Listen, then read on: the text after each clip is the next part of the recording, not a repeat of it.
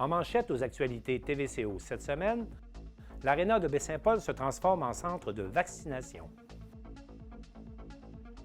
Un nouveau parc industriel verra le jour à Baie-Saint-Paul.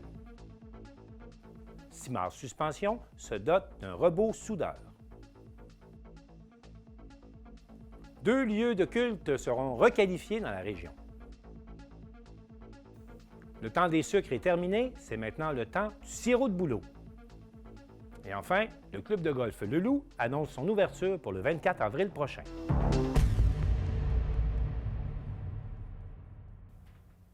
L'Aréna de Baie-Saint-Paul est transformée en centre de vaccination et nous avons suivi notre collègue Normand Gauthier qui s'est rendu à l'Aréna pour recevoir sa première dose de vaccin.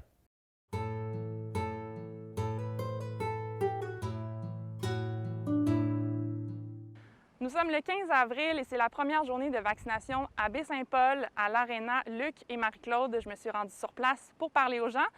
Et notre caméraman Normand Gauthier se faisait vacciner. Normand, est-ce que tu es prêt à prendre des images de l'expérience? Oui, je suis prêt. Bonne vaccination! On y va.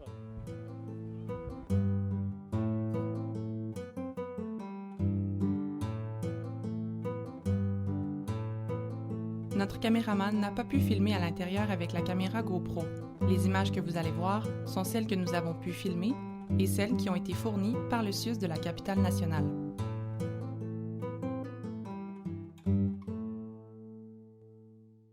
Est-ce que vous êtes de la région? Vous êtes de Baie-Saint-Paul, de notre Non, je suis de Saint-Siméon. Saint-Tite-des-Caps? Sagard, Saint-Siméon. Non, Saint-Hilarion.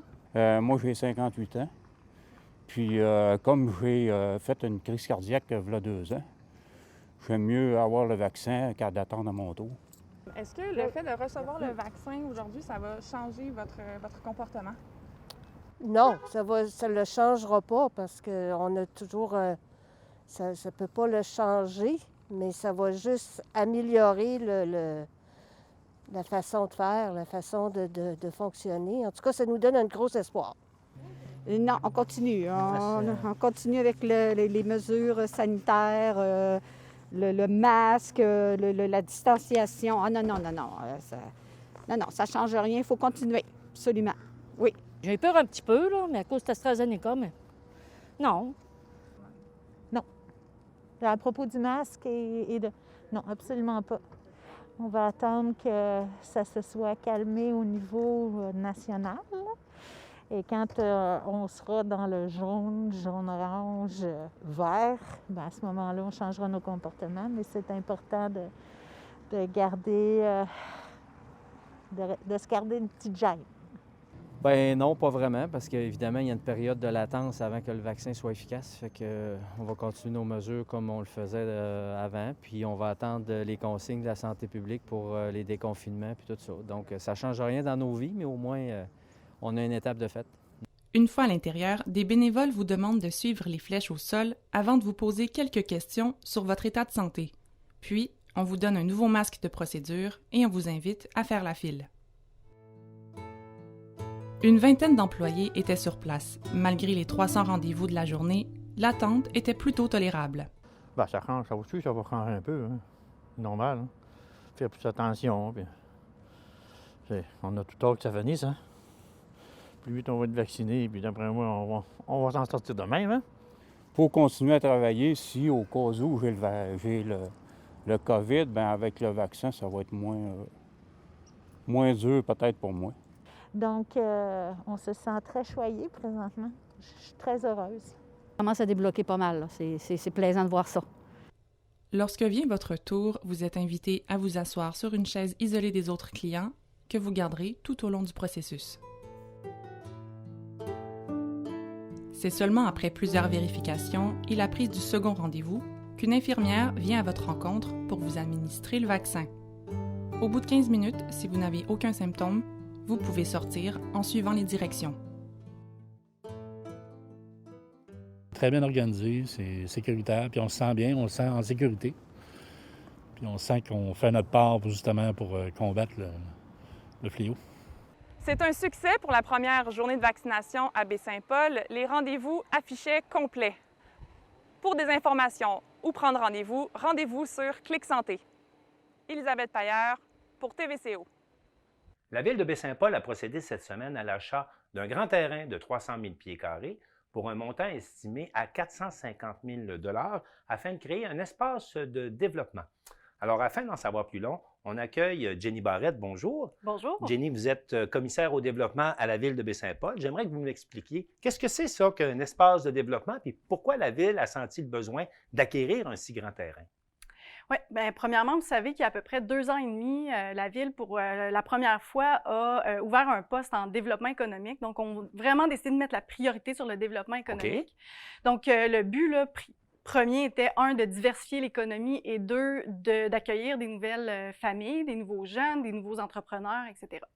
Donc, premièrement, ce qu'on a fait, on le sait qu'il y a du développement, ça part des entreprises. On est parti de notre noyau chez nous. Donc, on a peut-être rencontré une centaine d'entrepreneurs de la Ville pour comprendre réellement quels enjeux ils vivaient, qu'est-ce qu'ils voyaient venir dans les 3 à 5 ans. Et rapidement, là, tu sais, on pourrait parler un petit peu plus longuement du plan de développement économique puis des créneaux là, qui ont été adoptés par la Ville. On parle d'agroalimentaire, d'économie du savoir, d'économie sociale, de culture et de tourisme durable. Ça, c'est suite aux consultations et aux rencontres que vous avez faites avec les entreprises de la région? Exactement. On a commencé par faire des rencontres individuelles, puis après ça, on a fait plus grandement des ateliers là, où on a été plus précisément dans chacun des secteurs. Donc, on a eu autant des gens du développement économique, de la MRC, des entrepreneurs. Il y a eu même des citoyens qui ont participé à ça. Il y a eu aussi des sondages. Là. De là est né là, tout le plan de marketing territorial, la nouvelle image de marque et les nouveaux créneaux, les créneaux de développement économique. Donc là, aujourd'hui, on s'intéresse un petit peu plus aux créneaux agroalimentaires, mais je vais vous dire aussi que tous les créneaux sont touchés par ce projet-là. Donc, Mais vous avez donc senti le besoin, suite aux consultations, de mettre en place des infrastructures pour accueillir les entreprises? Qu'est-ce que c'est là, comme tel quand on décide de se donner un espace de développement? Là?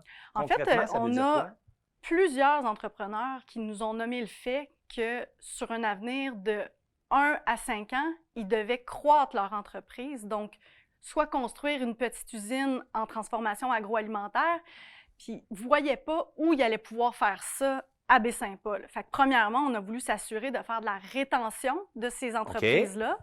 Et on a commencé un peu à aller au niveau du provincial, voir ce qui se faisait. Vous savez qu'on veut se développer au niveau de l'économie circulaire, on veut travailler au niveau de la résilience territoriale, c'est toute l'autonomie alimentaire, etc. Travailler sur peut-être même du développement de l'alimentation plus hivernale.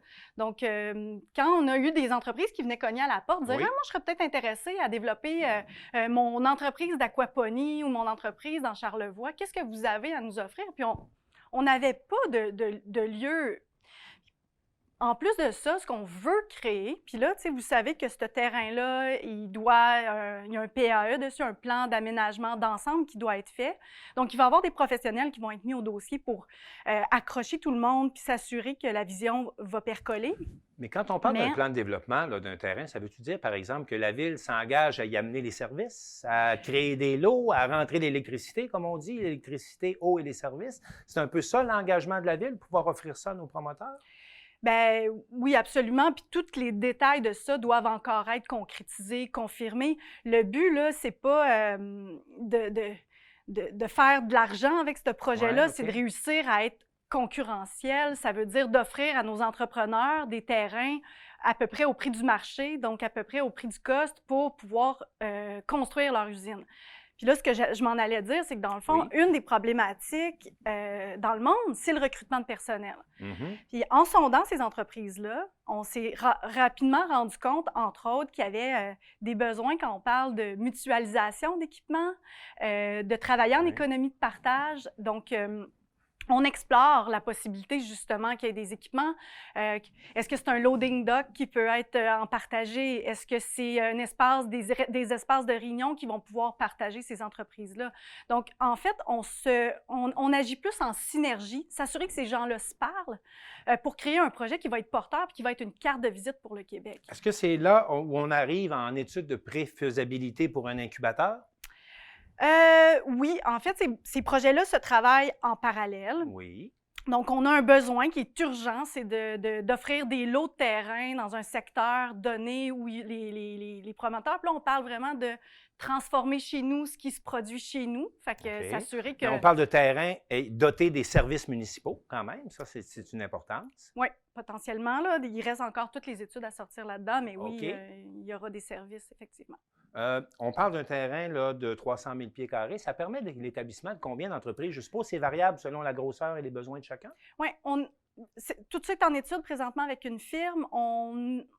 Nous, on l'a bâti à peu près 5-6 entreprises, puis on le sait qu'il y a déjà la microbrasserie qui a acquis une grande partie de terrain à côté aussi. Qui a annoncé ses agrandissements, justement. Exactement, là, qui est un partenaire avec qui, depuis le début, on travaille sur ce projet-là, cette vision agroalimentaire-là aussi, là, qui va être un espace où il va faire bon de venir travailler, qui ne sera pas un traditionnel parc industriel léger, là, où on veut vraiment qu'il soit bien intégré à notre ville, qu'il y ait une vitrine aussi pour les gens qui veulent venir acheter leurs produits directement là, une vitrine sur la production, un peu de type économisé, qu'il y ait des espaces extérieurs pour profiter aussi des produits. C'est ce que la microbrasserie a annoncé, entre autres, déjà. Oui, exactement. Fait que c'est un plan qu'on travaille un peu tous ensemble là, dans le plan d'aménagement d'ensemble de cette zone-là. Alors, je comprends que vous souhaitez une synergie entre les locataires, en tout cas les personnes qui vont s'établir là. Mais à court terme, si on est intéressé, qu'on a une entreprise, qu'on est intéressé à développer Baie-Saint-Paul, on fait ça comment?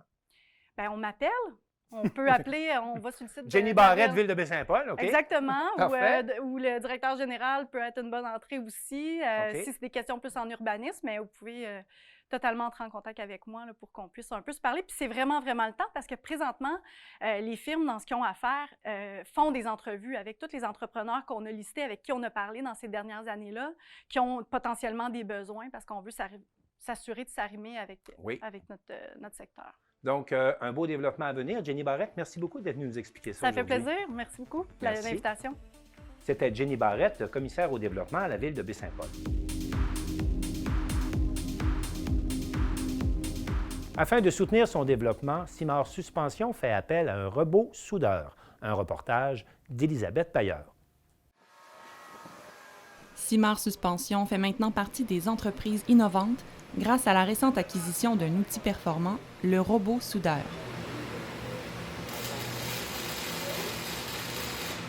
L'entreprise qui a vu le jour dans les années 30 a fait sa place dans le milieu des systèmes de suspension et de direction pour camions, notamment par son expertise et son constant désir de se distinguer des autres concurrents.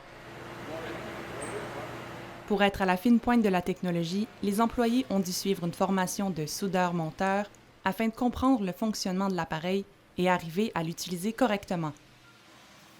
C'est vraiment différent d'un soudeur. Je te dirais que nous, notre tâche, c'est vraiment de regarder comment est-ce qu'on va souder notre pièce pour arriver vraiment dans les tolérances aussi, dans les déformations. Au niveau du soudage, c'est vraiment qu'il faut que tu ailles indiquer au robot tous les points où aller. Il faut que tu rajoutes des options dessus. C'est vraiment comme écrire un texte, mais en beaucoup plus compliqué en termes de compréhension, je te dirais. Laser, bras automatisés, constance et polyvalence sont quelques-unes des particularités qui rendent le robot de fabrication indispensable en 2021.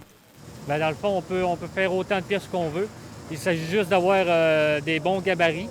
Le plus compliqué, d'après moi, c'est de concevoir les gabarits pour fixer la pièce, pour que le robot répète ce qu'on lui a enseigné. C'est comme un montage, puis le gabarit, il fait tenir les pièces ensemble, comme un casse-tête. Et puis ça, le robot, il soude toute la pièce.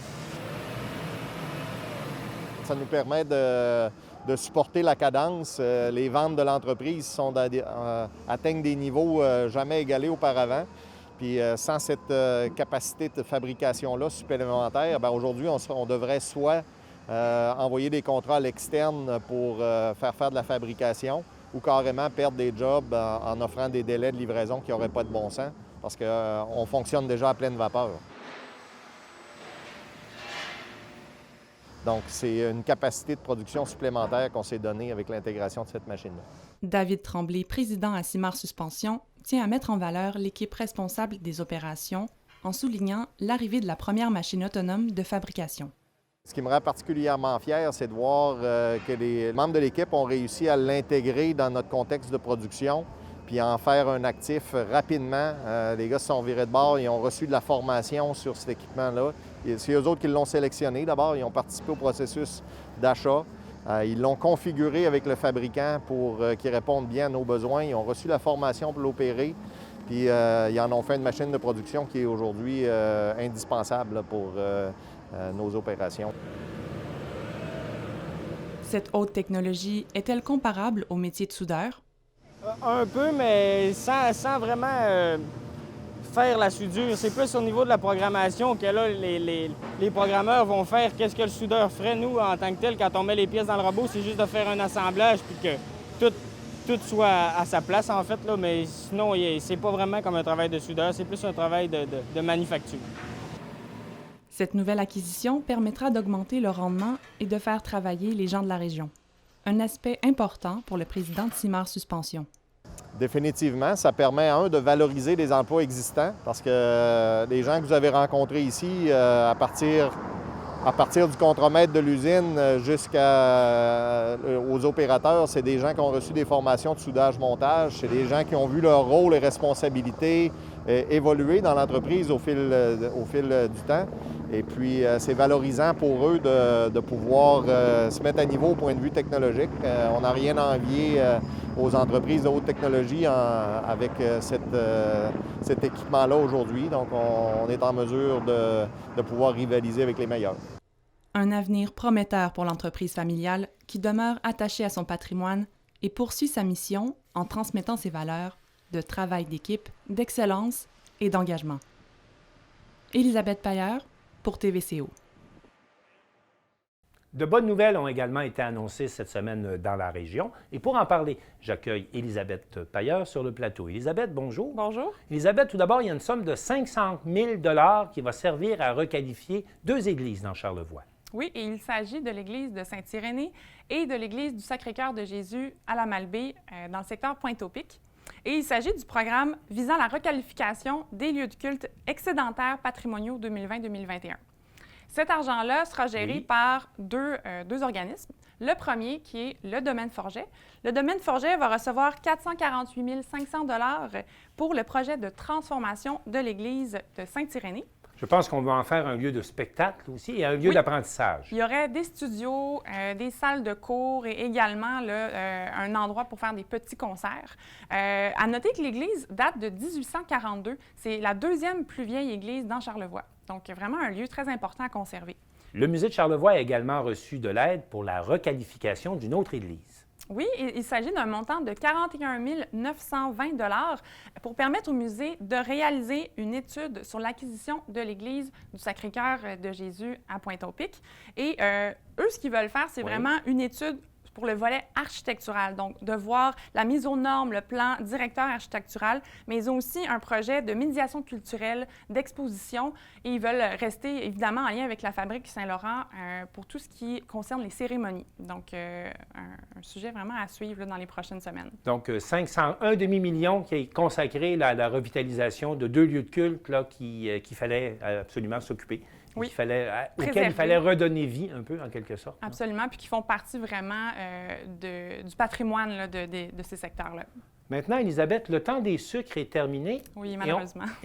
Et on apprend c'est maintenant le temps du sirop de bouleau. Oui, absolument. Je ne sais pas si les gens connaissent le sirop de bouleau. J'ai pu m'entretenir avec Félix Pelletier de la Coop de l'Arbre qui nous a montré les installations et j'ai même pu goûter au sirop de bouleau. On regarde ça. Savez-vous ce qui arrive après le temps des sucres? Eh bien, je me suis rendue au domaine Allégorie pour rencontrer Félix Pelletier, maître sucrier pour la Coop de l'Arbre, qui nous a montré comment on transforme l'eau de bouleau en sirop de bouleau. C'est quoi la différence majeure entre l'eau d'érable et l'eau de bouleau? Les deux, c'est de l'eau et des nutriments, il y a des sucres. L'eau de bouleau est beaucoup moins sucrée. L'eau d'érable, c'est entre 2 et 3 % de sucre, que le bouleau, l'atteint rarement 1 % de sucre. C'est beaucoup moins sucré. Okay. Et puis, c'est pas les mêmes sucres. L'eau d'érable, c'est le saccharose plus qui fait le sirop d'érable. Que le sirop de bouleau, c'est plus du fructose puis du glucose. séparés. Donc, est-ce que ça va changer la façon de le bouillir pour le transformer en sirop? Oui, un peu. Ben, à la fin seulement. On ne peut pas le monter aussi haut que le sirop d'érable en degrés. Sinon, le sirop, le sucre cristallin, ben, il brûlerait, il se transformerait, il caraméliserait. Sa couleur foncée et sa texture sirupeuse donnent au sirop de bouleau une allure de vinaigre balsamique. Ça sent un peu vinaigré. Le vinaigre balsamique. OK. Ouais. Puis ça, on mange ça avec quoi normalement? Mange ça, ça peut être. Avec des poissons, c'est super bon. Même les viandes. Un petit filet sur la viande, là, tu fais cuire un steak, puis tu fais un petit filet par-dessus. C'est super bon. Il y a des vinaigrettes aussi. Des sucrées, vinaigrettes avec d'autres sucre. Mais c'est quand même sucré. On goûte l'arrière-fond est comme un peu amer, mais on sent que le sucré, là, vraiment. Ça a le même pourcentage de sucre que le sirop d'érable. Comme la saison des sucres, la saison du bouleau a débuté plus tôt cette année. À quel moment là, vous pouvez récolter l'eau de bouleau? Est-ce que c'est comme les érables? Parce que est-ce que les bouleaux sont en bourgeon quand vous ramassez l'eau? Ou, Non, il ne faut pas que ce soit en bourgeon, mais ça va jusqu'au bourgeon. Mais c'est avant les bourgeons. Donc, mais c'est quand il n'y a plus de gel que l'eau commence à circuler dans les sucres se transforment dans l'arbre, puis l'eau commence à circuler dans l'arbre. Et puis, mais c'est avant que ça devienne en bourgeon. Fait qu'il faut terminer la cuisson avant, à quelques degrés plus bas que l'érable, que le sirop. L'eau peut couler jour et nuit. C'est pourquoi on priorise les tubulures. Est-ce que vous recommandez plus le sirop d'érable ou le sirop de bouleau, personnellement? Les deux. Les deux mélangés, c'est très bon. OK. Mais c'est pas la même utilisation. Là. Le sirop d'érable, on connaît tout, c'est pour sucrer nos desserts, nos produits. Que le sirop de bouleau, c'est plus pour la cuisine que c'est utilisé. Le métier de sucrier est important selon Félix Pelletier et s'adresse à tous ceux qui aiment la forêt. On va être dans tous les métiers, dans la tuyauterie, la plomberie, les machines électriques un peu, la mécanique des machines. Faut être polyvalent. Puis, Est-ce que vous faites ça depuis longtemps? Est-ce que vous recommandez ce métier-là à d'autres? Ben oui, quand on aime travailler avec la nature, puis l'entaillage, puis c'est un travail saisonnier, c'est sûr. Mais oui, moi je fais ça depuis, ça fait 25 ans que je fais ça. J'ai commencé avec mon père, et puis qui avait une érablière, puis ça fait 25 ans que je fais ça à chaque printemps. Fait que oui, moi j'aime ça. Puis, j'imagine qu'il faut aimer les arbres d'abord et avant tout. Oui, au départ. Puis après ça, le produit que nous donne l'arbre, puis on le transforme, on en prend soin, puis on fait un beau produit que tout le monde aime. Pour en connaître davantage sur le sujet ou pour rejoindre l'équipe, contactez la Coop de l'Arbre.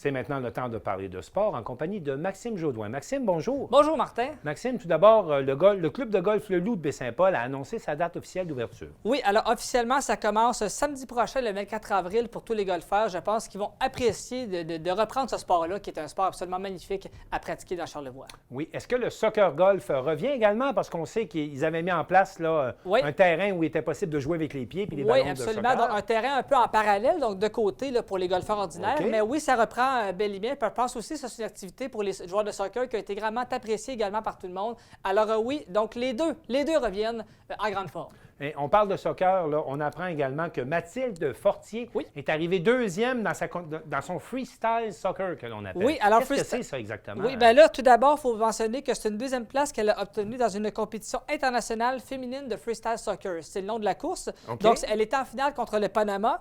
Alors, freestyle soccer, c'est un sport où ce que les athlètes, justement, font des figures et des mouvements enchaînements avec un ballon de soccer sans que jamais le ballon ne touche le sol.